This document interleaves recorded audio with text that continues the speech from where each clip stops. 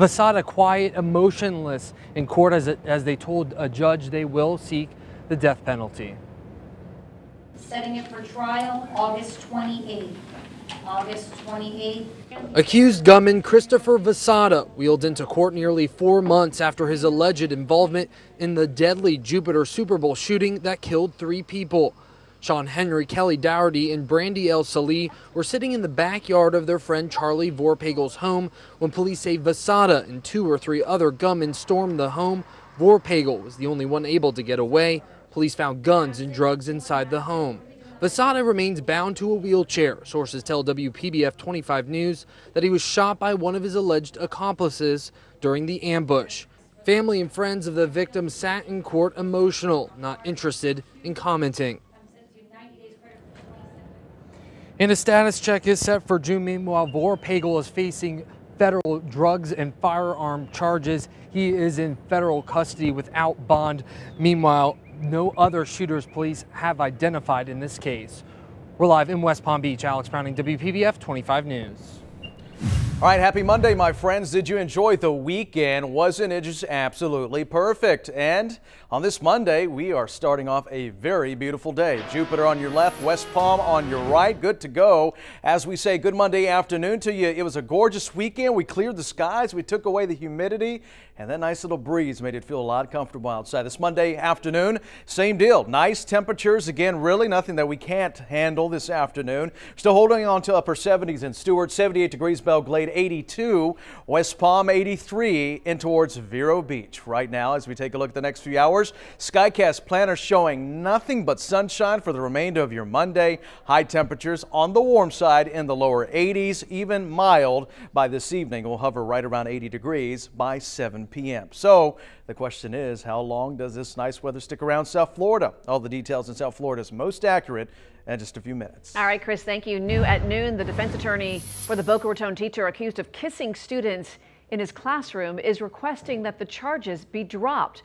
Police say Brian Kornbloth, a teacher at Somerset Academy, was caught on surveillance camera kissing a 4th grade boy and his sister.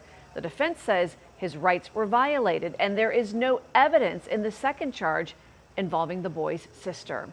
And this just in, Boca Raton police need your help with their investigation after a man was found shot to death in a car this weekend. Police say early Saturday morning they found a man dead in a truck on Northeast 12th Street. The victim has been identified as Augustus Byam. If you have any information, call Crime Stoppers. We have learned the name of the victim in this weekend's fatal car versus pedestrian crash that happened in West Palm Beach.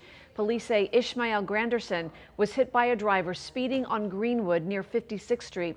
The suspect's car was found nearby. If you know anything about this, please call police. In less than an hour, the Boynton Beach Police Department will officially roll out its new body cameras. This rollout will take place at the police station at 1 o'clock, just in about an hour. The police chief says these cameras will increase transparency. Also in Boynton Beach, a police dog found a stolen gun during a traffic stop. Jordan Cassius was charged with carrying a concealed firearm. The gun was stolen from the glove box of a car on Misty Meadows Drive last month, the same street that the suspect lives on. Today, a federal appeals court in Virginia will consider the legality of President Trump's revised travel ban. The Trump administration is appealing a Maryland judge's ruling blocking the revised ban from going into effect. The executive order would have barred people from 6 Muslim-majority nations from entering the U.S. for 90 days and all refugees for 120 days. It's unclear when the federal appeals court will issue a ruling. And the battle over health care between Republicans and Democrats continues. The bill is now moving to the Senate, where some prominent Republicans say they will be starting from scratch. After narrowly passing the Republican health care plan, representatives are on recess, but they're facing many angry constituents back home. I'm a veteran. Everyone here deserves single-payer health care now. Across the country, health care is a human right. Republican members of Congress are being forced to defend their votes. The bill protects the pre-existing condition. Campaign opposition ads are already hitting the airwaves. Congresswoman McSally just voted for a disastrous health care repeal bill opposed by the American Medical Association. While in Idaho, the answer of Congressman Raul Labrador was seized on by critics who claim that Republicans are out of touch with health care realities. You are mandating people on Medicaid except dying. You are making a mandate. No one wants anybody to die. You know, that line is so indefensible. Nobody dies because they don't have access to health care.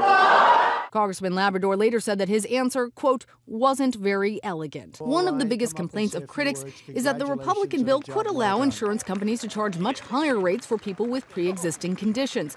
But Speaker of the House Paul Ryan defended his plan. You can't charge people more if they keep continuous coverage. The healthcare debate now heads to the Senate. We're already hearing from Republicans who are indicating they don't intend to follow in the House's footsteps. Senator Collins saying they are going to make their own piece of legislation, and Senator Blunt assuring voters that they will not proceed without a full Congressional Budget Office score. Lana Zak, ABC News, Washington. As the fight over health care rages on in Washington, Representative Lois Frankel held a news conference in front of St. Mary's Medical Center in West Palm Beach today to speak out against the bill passed in the House by Republicans last week. Representative Frankel called it the sick bill. She emphasized how she thinks it'll hurt people that have pre-existing conditions, and she also says it's going to make it harder for people to come to places like this one right over here behind me to get the help that they need. Pregnancy is considered a pre-condition. C-section is considered a pre-existing condition. Postpartum depression is considered a pre-existing condition. She stood alongside other local health care providers and said the House bill repealing and replacing the Affordable Care Act will negatively impact women the most. She talked about the overall amount of coverage that would be changed across the country, but says 3.1 million Floridians specifically will be kicked off of their plans. Moving forward, she realizes that this is an issue for the Senate, and so she's also urging people to contact those lawmakers as well to make sure that the agenda that they want is heard. We'll continue to follow what happens in Washington for you as well. Reporting in West Palm Beach, Farron Salee, WPBF 25 News. All right, Farron, thank you. And coming up, an attack on Florida police officers and why one transit employee could now be in trouble for helping out. Plus, today starts Mental Health Awareness Month, the most common health problems and the one group that is doing really a better job than anyone else of staying mentally healthy. Plus, the fire actually traveled right up to 95, and then firebrands carried over 95 and caught the other side of 95 as well on fire. a traffic nightmare for many drivers this weekend on I-95. The steps officials are now taking to keep you and your family safe. You're watching WPBF 25 News at noon.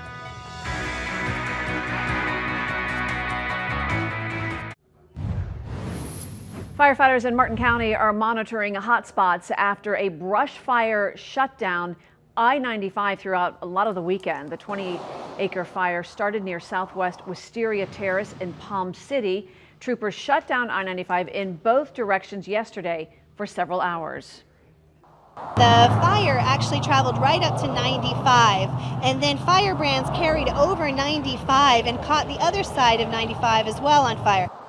Now, officials say drivers should be careful in this area again, particularly because there could be smoke from all these different hot spots that they are monitoring. Now, county and state firefighters responded to 9 wildfires that burned more than 160 acres over the weekend. In St. Lucie County, wildfires burned 75 acres, in Okeechobee 33, and in Martin County 28 acres. Next at noon, travel trouble, the major controversy facing Spirit Airlines after they suddenly canceled 9 flights here in South Florida. Plus, what experts say you and your family should do right now to prevent skin cancer. You're watching WPBF 25 News at noon. Breaking news this noon, President Obama warned President Trump against hiring Michael Flynn as National Security Advisor in the days after the 2016 election. That's according to 3 former Obama administration officials. Flynn had been fired by the Obama administration as the head of the military's intelligence branch. Trump ultimately tapped Flynn as National Security Advisor, but fired him after less than a month. We'll have more details on this coming up tonight at 5. And more breaking news, the Miami police officer involved in a serious crash in Wynwood this morning has been identified as Officer Carlos Gomez. He's been with the Miami Police Department for a year.